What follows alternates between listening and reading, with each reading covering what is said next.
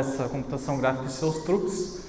E aqui eu vou trazer um dos truques mais comuns vistos na computação gráfica como um todo. E durante essa palestra vocês vão ver algumas shaders, programas de placa de vídeo rodando ao vivo no meu computador. Então essa capa de álbum aqui foi um programa que eu fiz para rodar na placa de vídeo, né? Enfim, se chama shader. Alguns desses shaders não são de minha autoria. E outros eu dei uma modificada também, eu já vou explicar mais pra frente. Meu nome é Matheus Mercer, eu sou desenvolvedor sênior numa empresa chamada Lumenalta, uma consultoria americana. Durante esses últimos 10 anos eu já trabalhei com muita coisa, mas hoje eu sou um desenvolvedor full stack e não consegui fugir do React, né? Então, React da massa aí, que todo mundo conhece, estou gostando de aprender bastante. Tá aí o meu LinkedIn para quem quiser, e também convido vocês a um grupo que eu participo há quase 4 anos, que é Os Programadores, né? Aqui está o QR Code desse grupo, e lá você tem chance de ter network com gente que está começando agora, ou até com 30 anos de experiência, então é bem interessante. Recomendo também o podcast deles. Um dos últimos episódios foi uma entrevista com um brasileiro, que é Senior Staff Software Engineer pro Google Chrome. Então lá eu recomendo muito para você se inspirar e etc.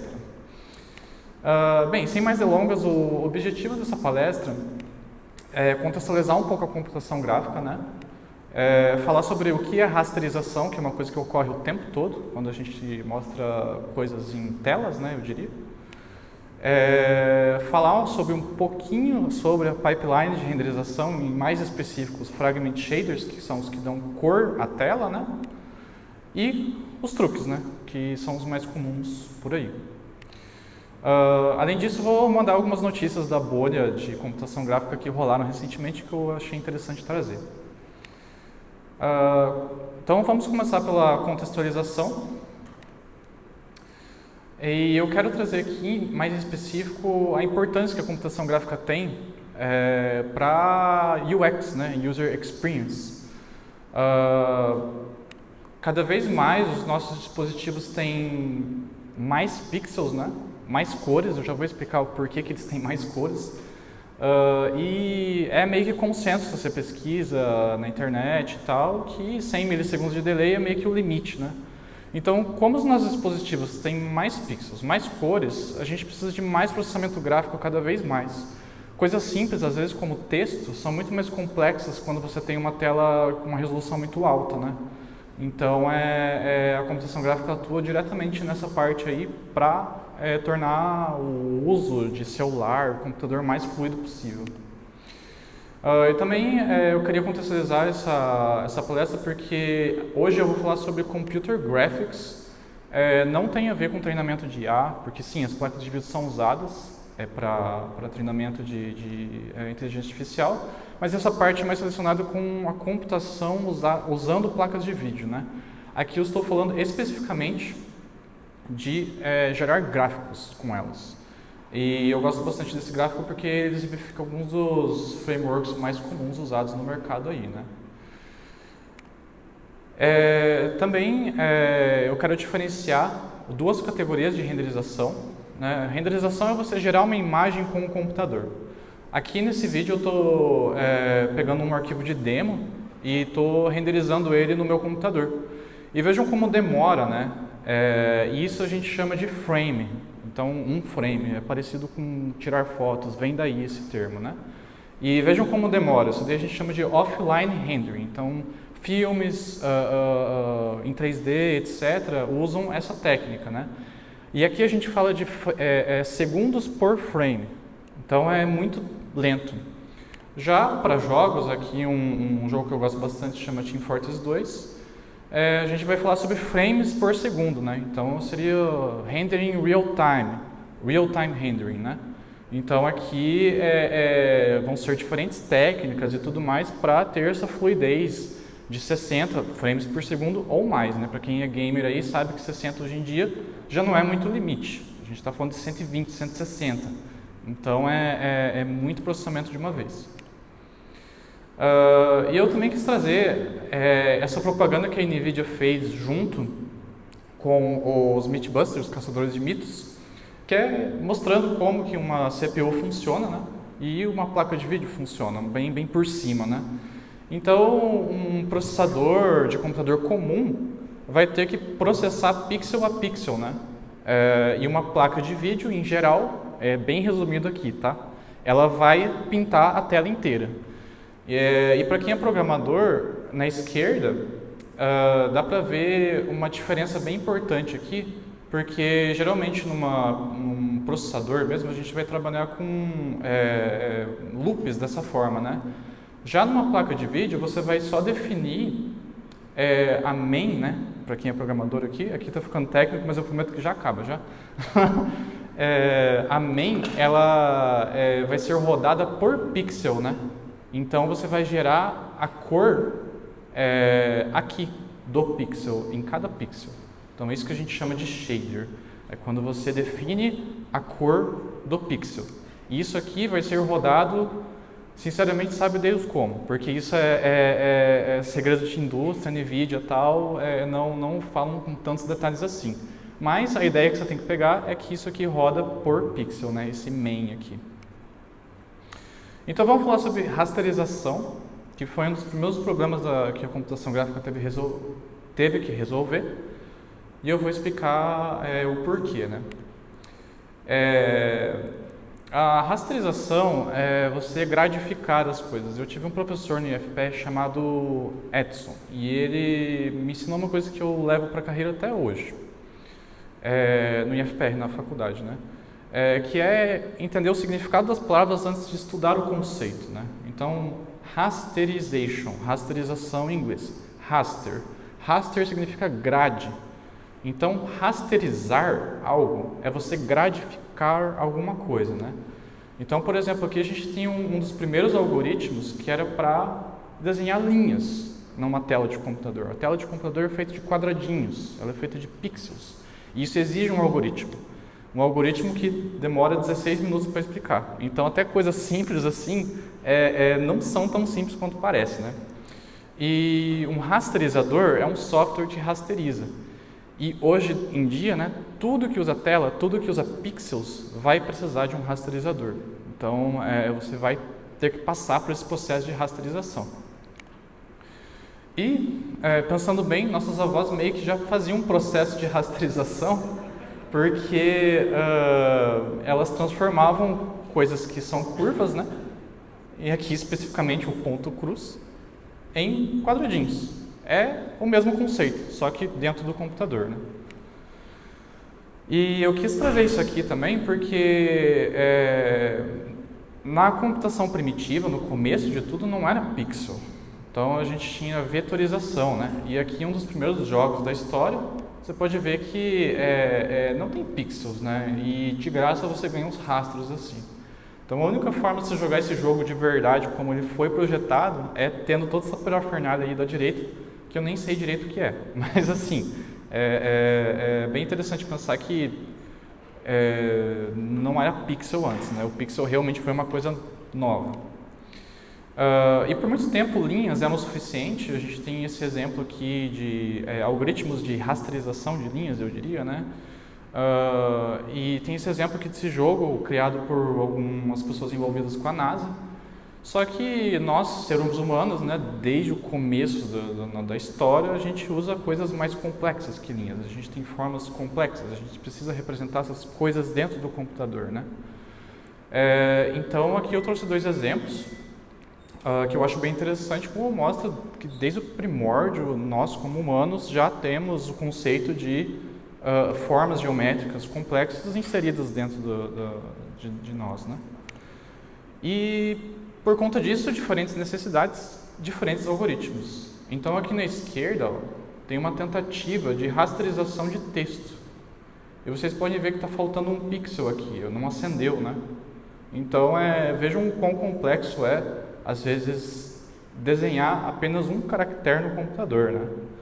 E foi aí que algumas empresas como a Adobe cresceram muito, porque elas solucionaram principalmente esse problema, que eles criaram o PostScript, que por sua vez veio a se tornar o PDF, né?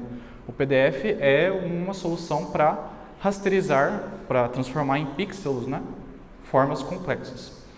E foi aí que também eu entendi um pouco melhor o porquê que falam tanto de triângulo com placa de vídeo. Toda vez que você lê alguma coisa de como que placa de vídeo funciona, falam, triângulo. Mas por quê? É porque basicamente uma placa de vídeo, ela só vai saber rasterizar 3 coisas, isso resumidamente, tá? Pontos, linhas e triângulos, e só. Então aquele algoritmo de linha que vocês viram agora há pouco que eu mostrei, está programado dentro do chip da placa de vídeo, né? Existem N formas de fazer isso. Então, essa é uma das especialidades dela, né?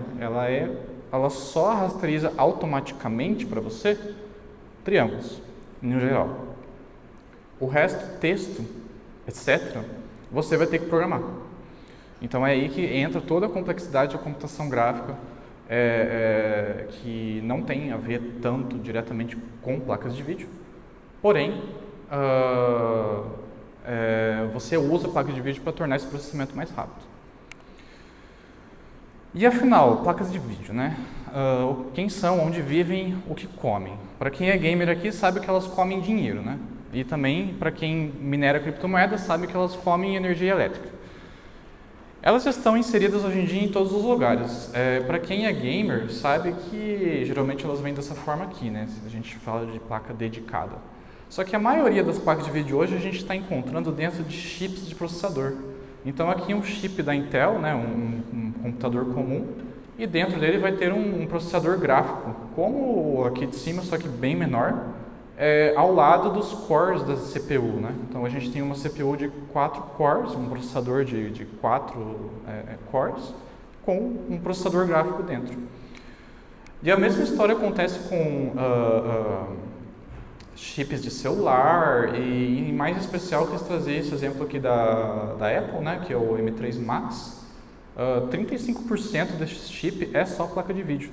Então, o processador desse notebook aqui, 35% dele é dedicado só a ser uma placa de vídeo. Então, tem bastante mercado, eu diria, ou muitos tipos, né, de placa de vídeo por aí inseridos em todos os mais lugares.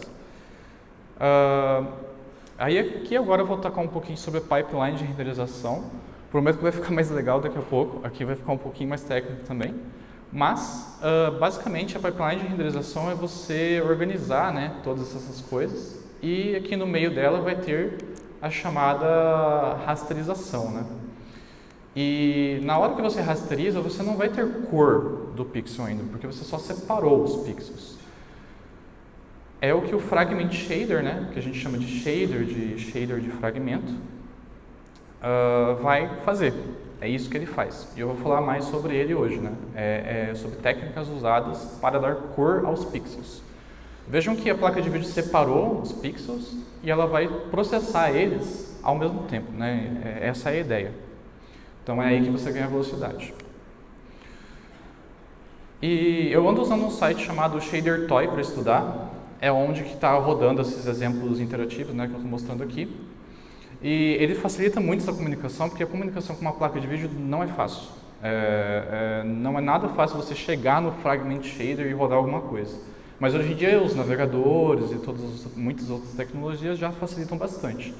Então o Shader Toy ele está me ajudando muito na hora de estudar esses conceitos. Ele foi criado por um cara chamado Inigo Quiles. Ele é uma referência na computação gráfica hoje em dia. E ele já chegou a trabalhar na Pixar, né? E alguns dos shaders que ele envia no site, né, isso aqui rodam na sua placa de vídeo quando você abre o website, foram usados na vida real na Pixar, né, em alguns filmes deles. Esse aqui especificamente para a vegetação desse filme. E para quem manja disso, a seed random, a semente aleatória dessa floresta é o número de telefone dele. Então lá dentro da Pixar, no renderizador deles, tem o número desse cara que define como as florestas desse filme vai ficar. Então eu achei isso bem interessante mesmo. O Shader Toy se parece um pouco com isso aqui. E como eu falei, você vai definir a cor, né? Então aqui eu estou fazendo que a cor do pixel é igual a Aí você vai representar, né? Então, representa vermelho aqui, porque o primeiro está 100%, né? RGBA, e aí você vai ter o output vermelho. E no shader toy ele vai te dar, né, qual que é o FPS aqui. Esse shader é muito simples, então óbvio que o FPS vai ser altíssimo. E a resolução da tela. Em resumo, os shaders, esses exemplos que vocês estão vendo aqui, são feitos aqui.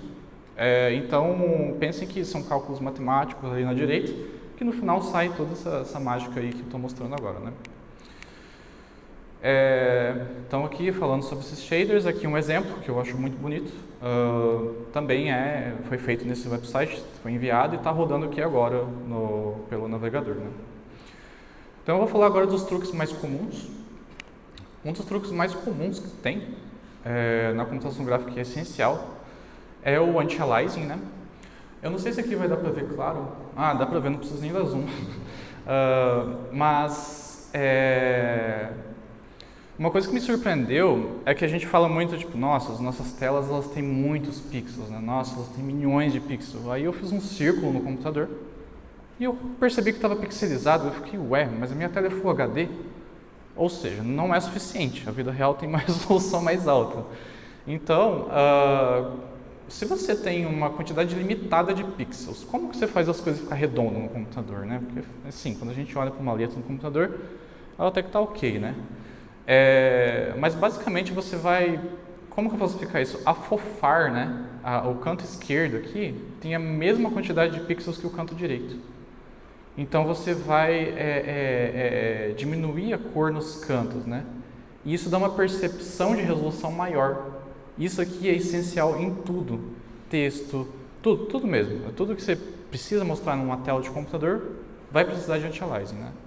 E uma analogia para a arte, né, que isso é um problema também na hora de desenhar, é que o canto das coisas eles têm que ser esfumaçados, porque na vida real as coisas não têm um contorno muito óbvio, né? Tipo, as cores elas se misturam. E aqui um exemplo em 3D, é um problema enorme em 3D isso aqui. Para quem é gamer aqui sabe que quando ativa o anti-aliasing, às vezes o FPS vai lá para baixo. É por causa disso. É porque é um problema muito difícil de resolver, principalmente em 3D.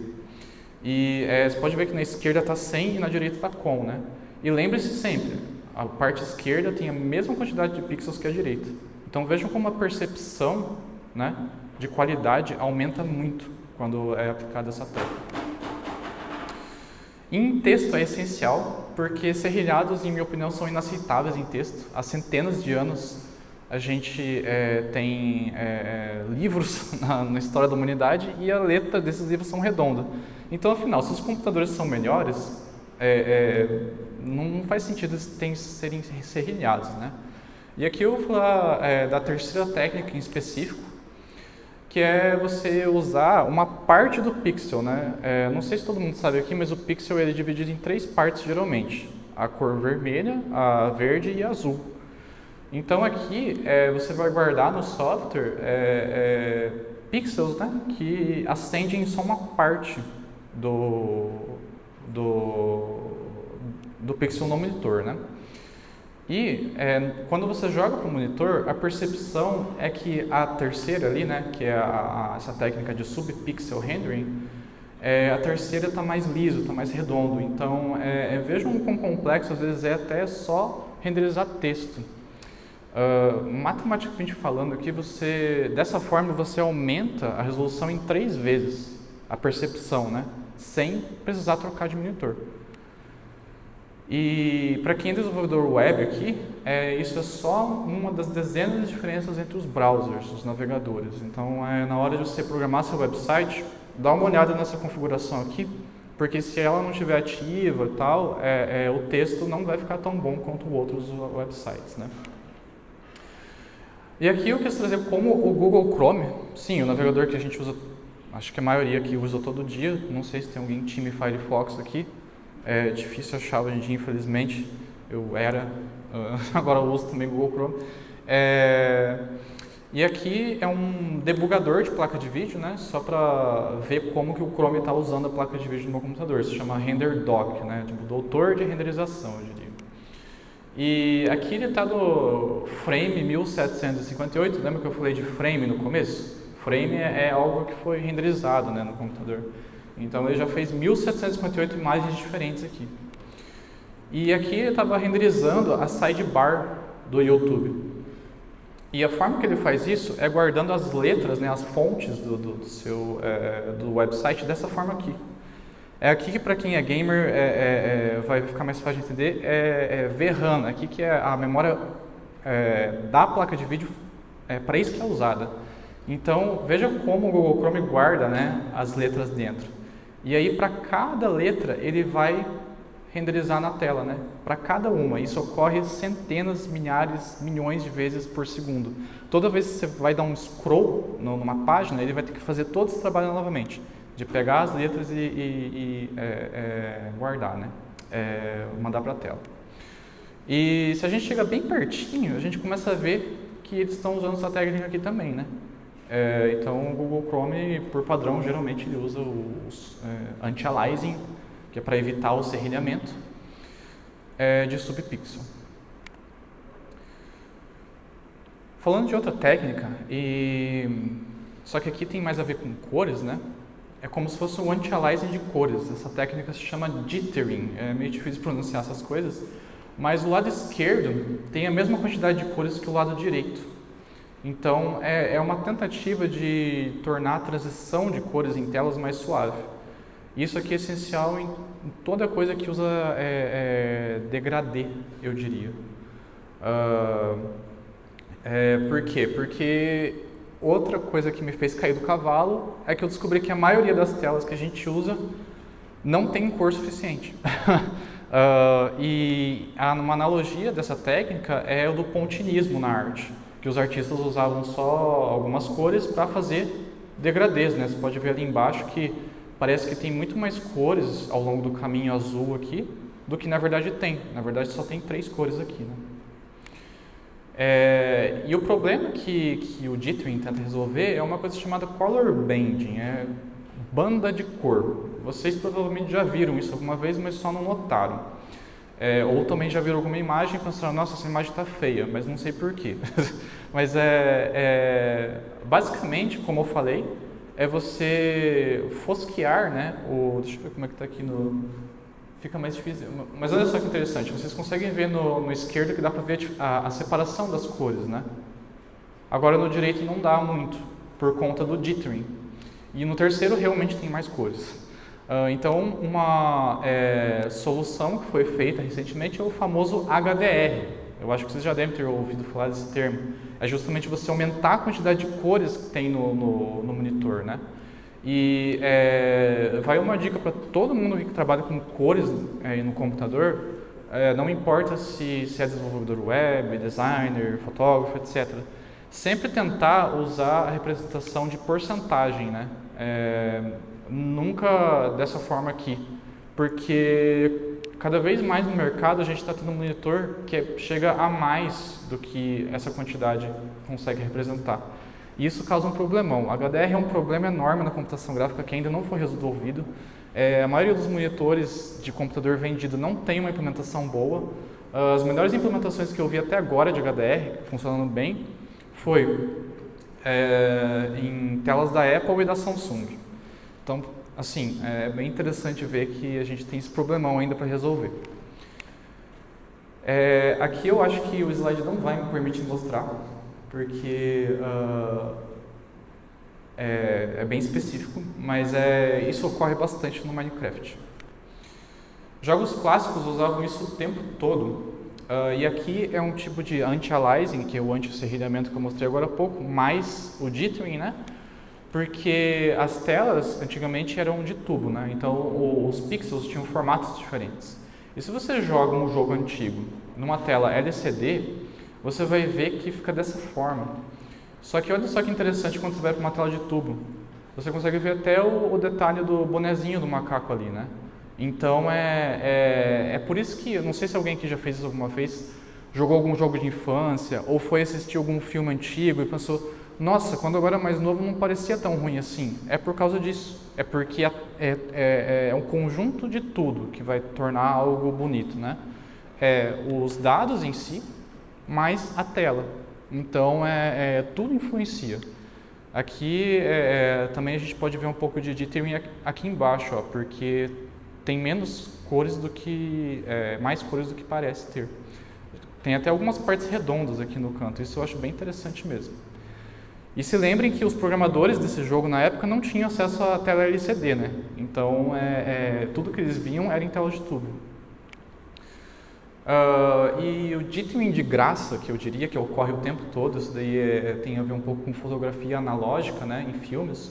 Eu trouxe um frame do filme O Iluminado, e o céu ali, especificamente, você pode ver que não tem a separação de cores, não tem esse color banding, esse problema que a gente tenta resolver.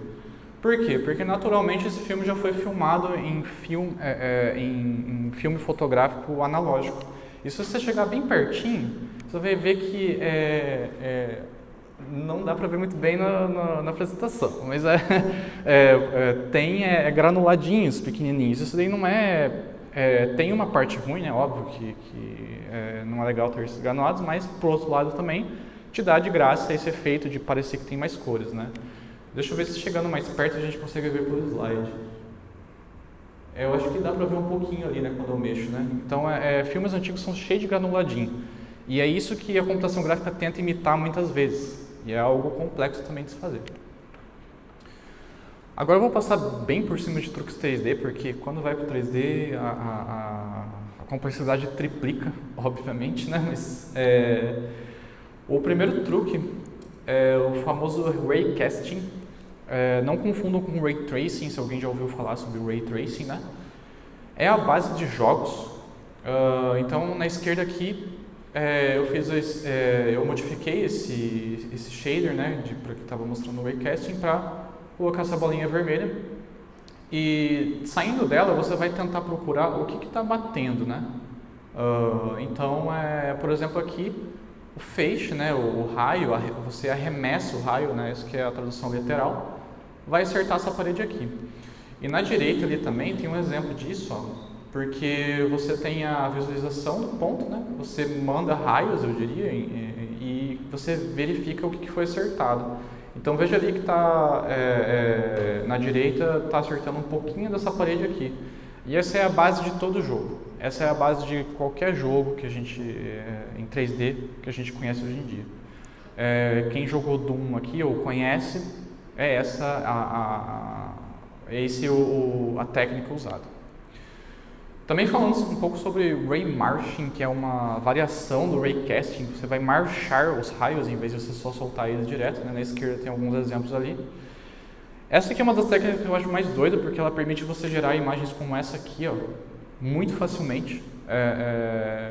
Sério, o código para gerar isso aqui tem, se eu não me engano, 20 linhas, eu acho, não sei. Surpreendentemente complexo, só que funciona muito bem, né? E ela é uma técnica extremamente performática, porque vocês podem ver isso aqui, um shader criado pelo Inigo Kiris. Está rodando ao vivo no meu computador e parece que é muito complexo, parece que é algo muito pesado, né? Mas na verdade não é tão pesado assim. Eu acho essa técnica sensacional. Ela é geralmente usada para simular nuvens em jogos. Então é quando você tem uma geometria muito complexa e você precisa definir ela de outra forma, né? E eu acho que eu já vi isso em um filme, porque aqui, ó, por exemplo, ó, você pode ver que vai crescendo, né? Eu não tenho certeza se foi isso que foi usado, mas parece muito em volta, né? O Ray Casting tem essa carinha, o Ray Marching tem essa carinha de fractais, de conseguir fazer mundos infinitos, né? Eu diria. E o fato de eu estar estudando esses conceitos é engraçado porque às vezes eu assisto um filme, eu vejo alguma coisa, algum jogo, e a minha reação é exatamente essa, assim, tipo, ei, peraí, eu já vi isso antes, né? Então é bem interessante mesmo. E aí agora a última técnica em 3D que eu vou falar é sobre Ray Tracing, que se lembrem do Ray Marching que eu falei, né, agora há pouco, que é você só verificar se acertou alguma coisa ou não e colocar a cor nisso. Aqui, você vai realmente simular a luz, então você vai continuar, né? Então aqui está passando por uma bolinha de vidro e dispersando a luz, né? É assim, é muito bonito o resultado disso aqui. E é isso que os filmes da Pixar, DreamWorks, Shrek, essa técnica que esses filmes usam, né? E vejam como é lenta, é muito mais lenta que as outras. Então, não é uma coisa que a gente vê muito em jogos. O autor desse shader teve inspiração em Pink Floyd, né? Eu acho que faz muito sentido isso. E para os físicos de plantão aí na plateia, aqui eu estou realmente simulando nanômetros de ondas de luz. Realmente fica bem física a coisa, né? Então, a gente não está falando mais de cor de pixel, a gente está realmente simulando como a luz se comporta. E não tem como falar de Ray Tracing hoje em dia sem falar de RTX. Opa! O RTX é basicamente trazer o Ray Tracing pro real time. Então, coisas como essa aqui surpreendem bastante, porque como vocês viram anteriormente, o meu computador não é tão lerdo assim, e ele estava demorando tudo aquilo para gerar aquela imagem, né? Agora, vocês imaginem em algum ambiente 3D que tem N luzes e muitas coisas, né? O RTX veio para isso, para tentar trazer o Ray Tracing para o real time. No Minecraft, principalmente, eu acho muito bonito, porque você pode ver que a luz realmente bate no teto, né? Volta e tudo mais. E vocês estão vendo esses granulados também. Eu não sei se pelo slide dá para ver que está muito granulado, mas é uma característica dessa técnica.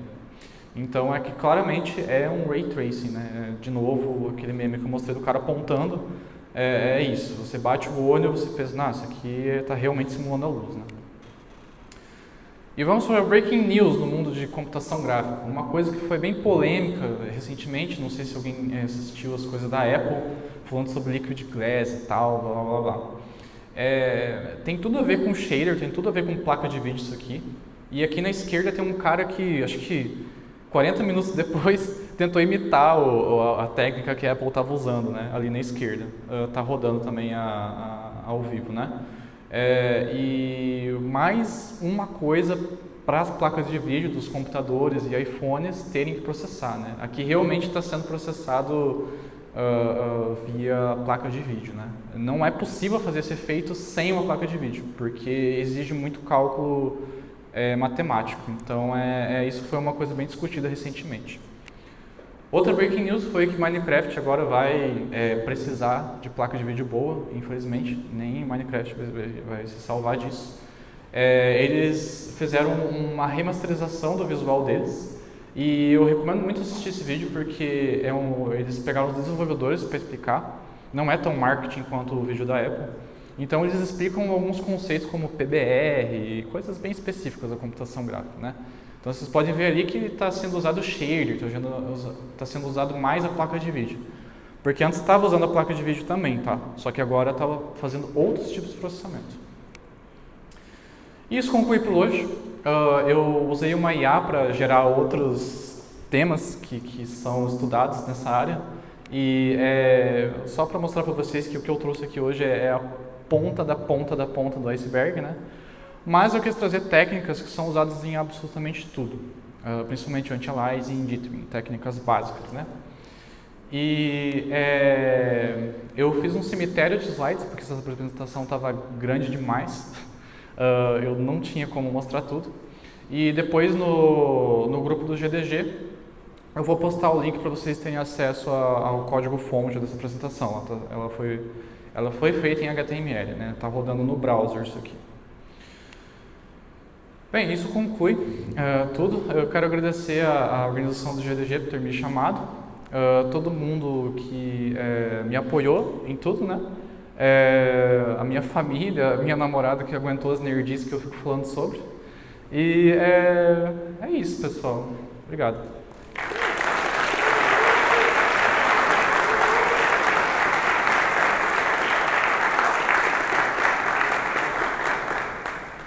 Vamos para as perguntas.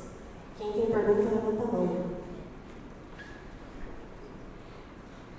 Boa noite. Boa noite. Eu queria saber sobre isso que tu falou, que cada vez mais a gente vai precisar de um processamento maior para mostrar as imagens com a qualidade que a gente quer, né? Então, assim, cada vez mais os nossos monitores vão se tornar obsoletos mais rapidamente, eu imagino. E aí eu tenho uma pergunta tanto sobre essa obsolescência, quanto hoje eu utilizo 2 outros monitores. E a cor deles é claramente diferente do monitor principal. Você podia explicar um pouquinho sobre isso? Sim, o termo técnico para isso seria tone mapping, mas é você mapear as cores. Eu acabei esquecendo de falar na palestra ali, mas eu não sei se você percebeu, no exemplo de shader, a cor ela era representada por um número decimal, float. Então, dentro da placa de vídeo é tipo tudo 1.0, 0.5, né? E você tem que mapear isso. Aí a forma como isso é mapeado pro monitor, geralmente é programado dentro do monitor. Então, diferentes monitores vão mapear esses valores de formas diferentes. Isso tem a ver com hardware, isso tem a ver também com o chip dentro.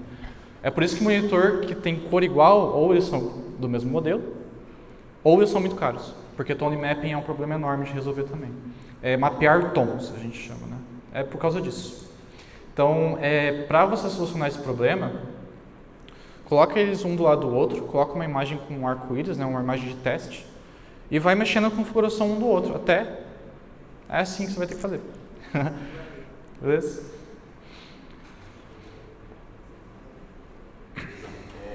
Quando você falou várias vezes na palestra que está rodando no meu PC ao vivo, o que isso significa exatamente? Quando que não está rodando no PC ao vivo, sei lá, para comparar? Ah, tá, certo. É porque o código-fonte do shader, né, desse programa de placa de vídeo, está no website. Ele está sendo compilado e está sendo rodado no meu computador. Então, é a placa de vídeo que está processando isso. Então, está realmente chamando a minha placa de vídeo. Porque sem isso, você só vai ter acesso ao processador normal, né? É isso, é basicamente usando a placa de vídeo.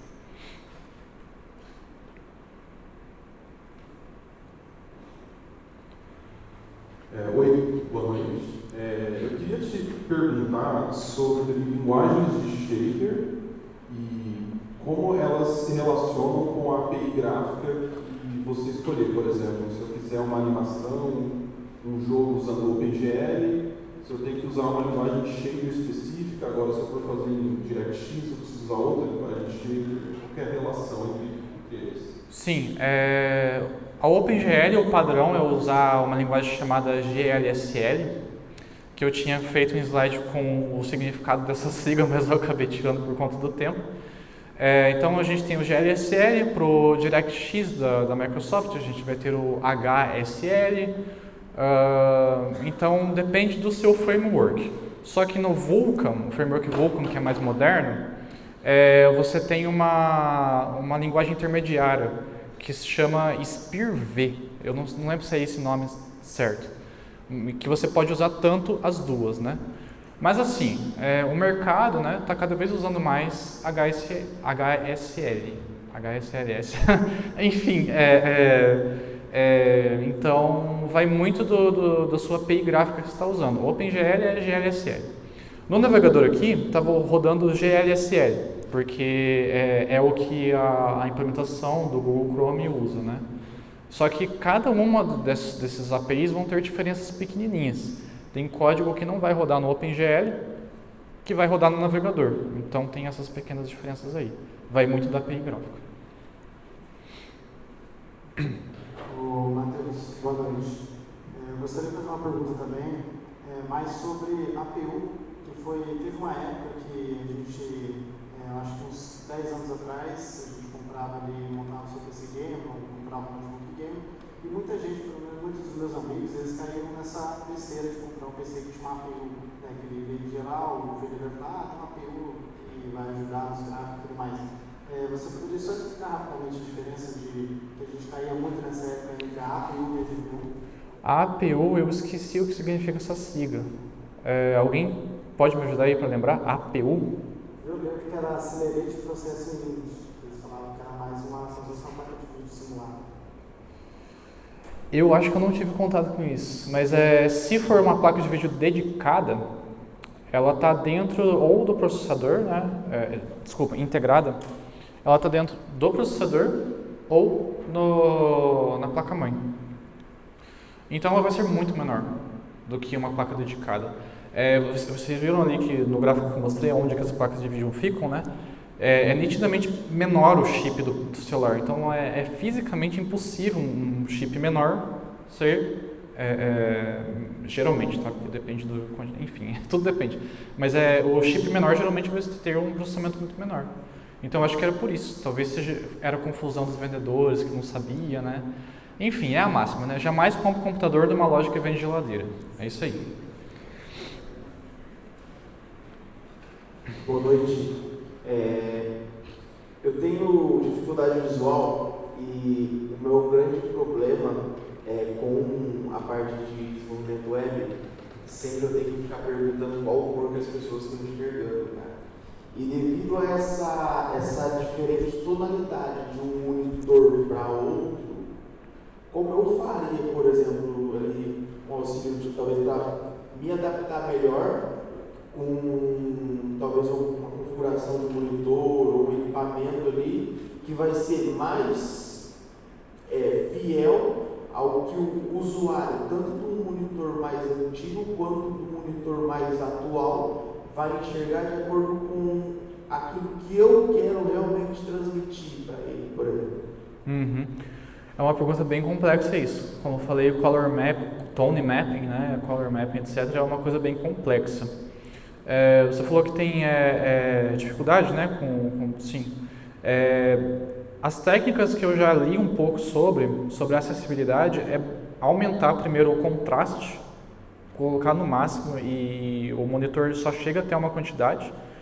Nos sistemas operacionais, nas opções de acessibilidade, eu acho que tem opção de contraste em alguns. Só que esse problema de você entender como a outra pessoa está enxergando, eu sinceramente não tenho muitas boas dicas para dar. É bem complexo isso, porque realmente é a percepção da outra e a sua percepção, né? Mas geralmente pessoas que têm problema com cores, assim, o que elas têm dificuldade de enxergar não é as cores em si, é a diferença entre as cores. Então aí que o contraste entra. Aumentar o contraste ao máximo para você finalmente ver a diferença entre as cores, né? Só que isso aí eu acho que precisa de mais, como é que eu posso falar, atenção, porque infelizmente é muito deixado de lado, principalmente na web, é muito deixado de lado a acessibilidade, né? Então mais, o que eu já li sobre é a questão do contraste, aumentar o contraste. Temos mais perguntas? Beleza, vamos para a última pergunta então.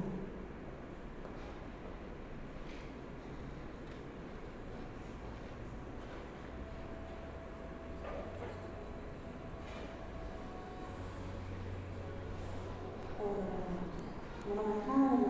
Eu queria saber como que você faz para diminuir, por exemplo, o contraste se eu vou fazer, por exemplo, uma tela versão noturna, por exemplo. Porque senão o contraste vai ser muito alto e vai ficar muito agressivo, né, para a visão do cliente. Como é que faz esse processo, mais ou menos? Isso é no contexto web, especificamente? Isso. Olha, você vai ter que diminuir a intensidade da cor dos elementos, como letras, menus e tal, né? Então, em vez de um branco puro, você usa cinza. Então, é basicamente isso, diminuir a intensidade de cor. Eu já brinquei um pouco com o Blender 3D, molhei um pouco meus pezinhos em design gráfico, e uma das coisas que eu sei, que eu aprendi um pouquinho, é que você nunca usa cor cheia, tipo nunca 100% vermelho, nunca 100% branco. Não é que nunca, tá? Porque depende, óbvio, mas é uma forma de você diminuir esse cansaço, essa fadiga ocular, eu diria, né? Então, é isso. Na sala de palmas para Deus.